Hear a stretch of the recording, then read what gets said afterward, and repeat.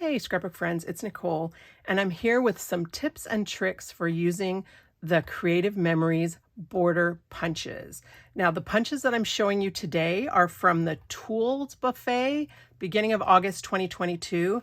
This does end on August the 9th at noon Central Time. So by the time you see this, these punches may no longer be available, but the tips are going to work for any of our border punches. And hopefully you will find them helpful, whether you have old punches that you haven't used in a while, or you're just starting your collection. So there are some things that are the same with all the punches. And I wanted to start with that. When you purchase a punch, it comes in a box. And some people choose to store their punches permanently in the box. It does make them nice for stacking. There is a great punch storage shelf from a company called Stamp and Storage. Of course, Creative Memories does sell a tools tote that these fit in very nicely. I've seen people use the Raskog carts from IKEA to store lots of these punches. You could use a rolling toolbox. They do get heavy, so keep that in mind. You can put them in a plastic tote, lots of different ways that you can organize your punches. But one of the nice things is that they do fold flat for storage. So then to use it, you want to slide this little lever over, and that's going to release the big, I guess this is also a lever. You see there's a little hook right here, and it goes in this slot, and when you slide this lever over, it locks in there, and that's what keeps your punch closed. So if you ever try to close your punch and it won't close, check to make sure that this little guy didn't slide over before you're ready for it. All right. The actual piece that it's going to punch is pictured on the top. And so you can see here, it kind of looks like a piece of wrapped candy on this one. This is the exact thing that you're going to punch. And then the two outside wings are to help you with positioning. One of the things that Creative Memories has started doing, which I think is great, is that when they have a punch that's very repetitive, they've put this little positioning triangle to help you align your punch. I'm going to show you that. Some of the punches, they don't need that because it's not as repetitive a design. So this with the tree line, we got two different sizes of tree, and you just make sure that you put the big tree over the big tree. The leafy vine, which is new to the permanent line, the design is different enough that you want to look for this point and match that when you want to punch out your design. But for this one, we're going to use the triangles to help us. The first time that you punch, it's not that hard, but as you get going, sometimes it's hard to tell which punch is the one you want to align. So the punches have little black lines on the front and down here on this blue piece. When the punches first came out, they didn't put the black lines on the front. They were just on the blue piece. So you may want to do what I have done, and I've just taken a Sharpie and used the line on the blue inside and drawn a line on the front to help me position it. But if you buy punches now, they have those lines on the front. So you're gonna go ahead and put your paper in and align it with that black line. And then it's very important to make sure that your paper is straight. And to do that, you want to hold it up against this little raised lip.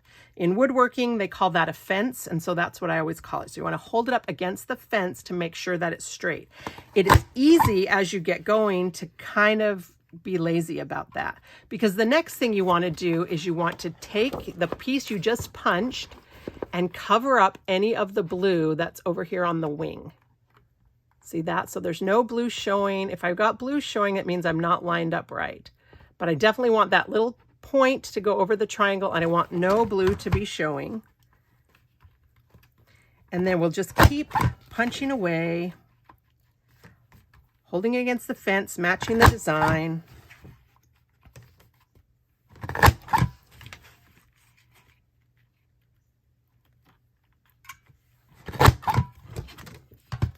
All right. So there is this is a chain border punch, and so it removes completely from the punch. So that's the beaded oval is the name of that punch. It does make a ton of confetti, so keep a trash can handy. You may even want to punch on a separate piece of paper so that you can just pick it up and put it in your trash. So the time it gets hard is with some of our older punches, especially, including the decorative arcs, which has just come out for re-release with this tool promo, because there is no little triangle. The decorative arcs punches an attached border. And so there's no place for them to put that little triangle to position where you're going to want your arcs to line up. So this one, you just kind of have to know your punch a little bit. So when you look at the design on this, you see that it's got bigger arcs and smaller arcs. And the design itself has the big arc in the middle, 2 half big arcs, and then 2 of the small arcs.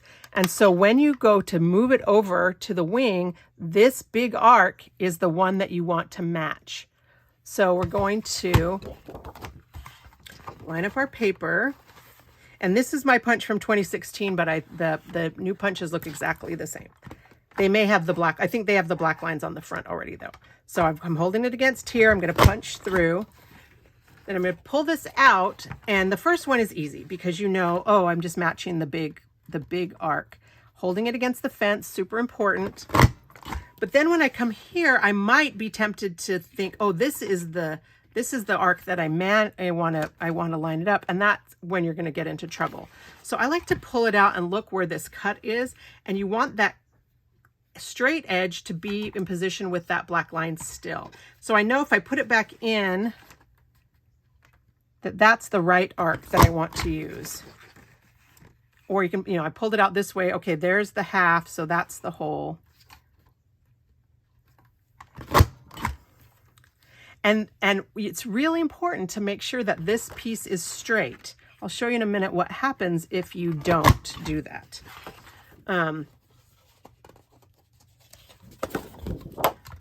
Lots of tiny confetti on this one.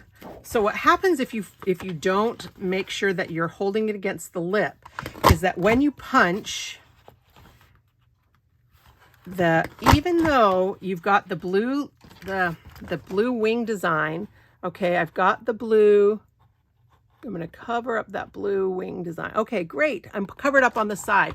But look over here. I'm not up against the fence, even though the blue is covered.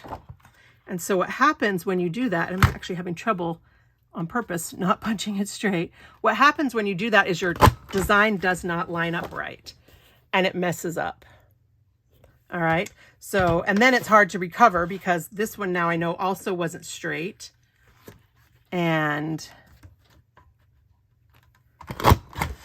so again, I get it where it's not lined up. But if every time you punch, you're very careful to make sure that this paper is pressed all the way to the back, then it's going to line up straight, and make sure that you're lining up the right arc. Push it back. Even though I don't have a fence, I can tell by feel that I push that straight back, and make sure that I get that straight, nice decorative design.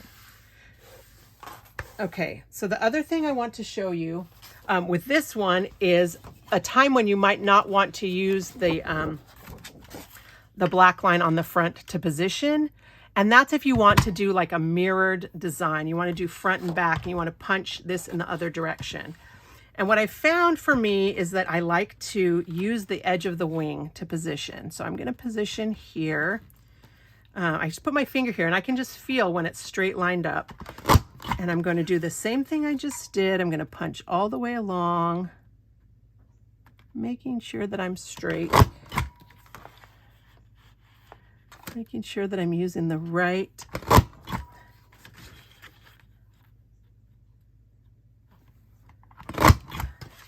arc.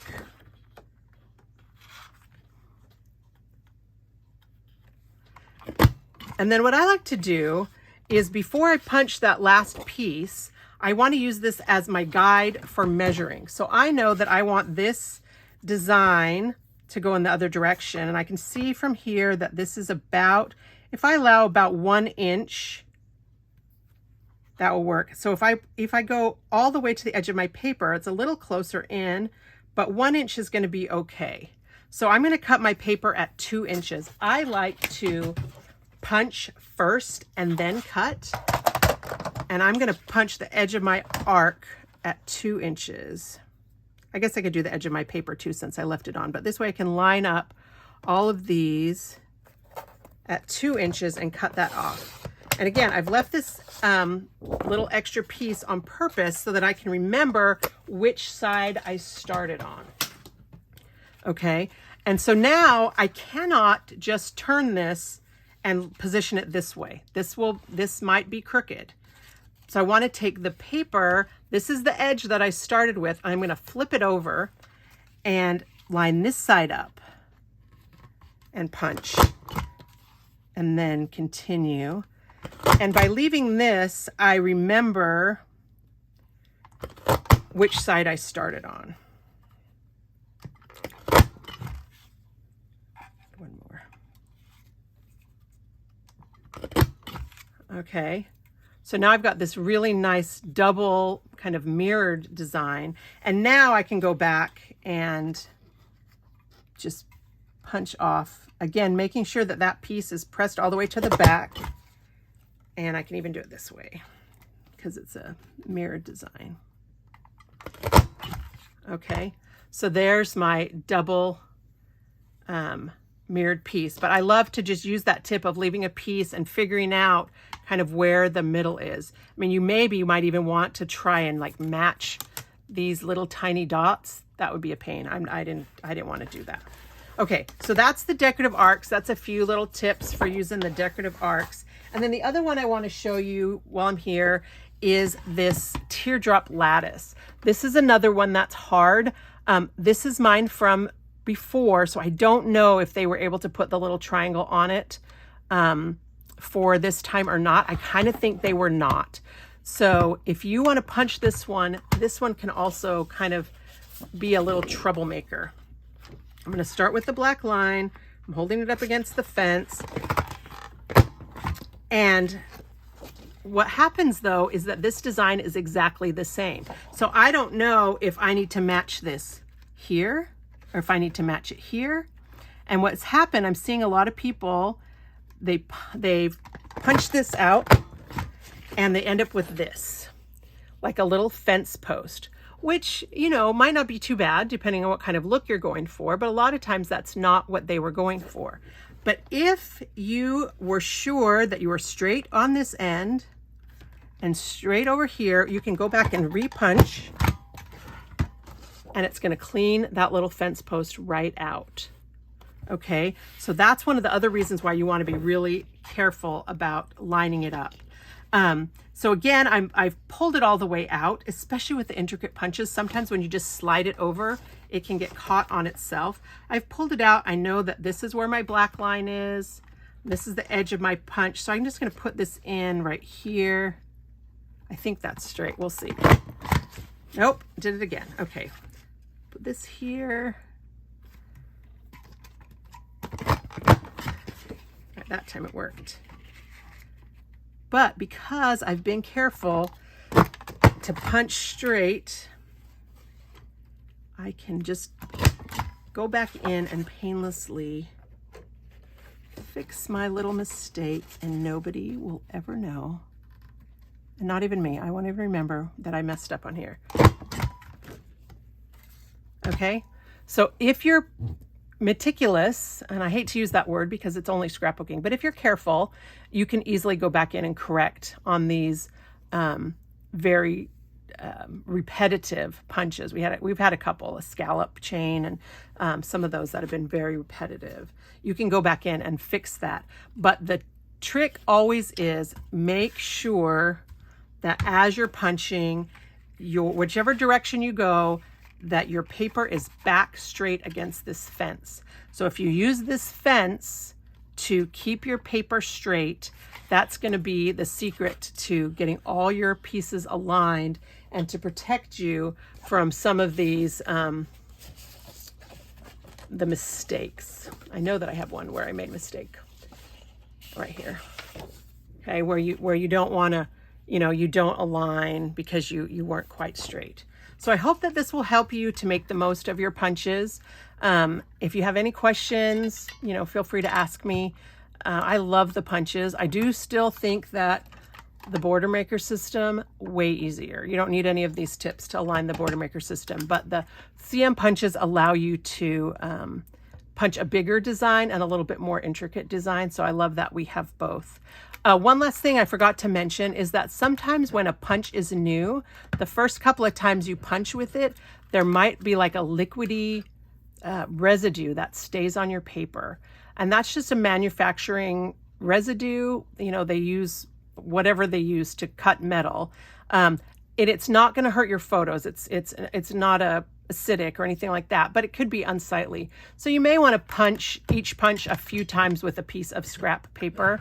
You guys know I love these papers from the front of the paper packs, and so that can be helpful. But don't worry if you have that little bit of residue. But I hope that that this will help you. If you've had any issues with the punches, I hope that this will help you figure out what you can change to make your punching easier and more satisfying. So thanks so much for watching, and happy scrapbooking.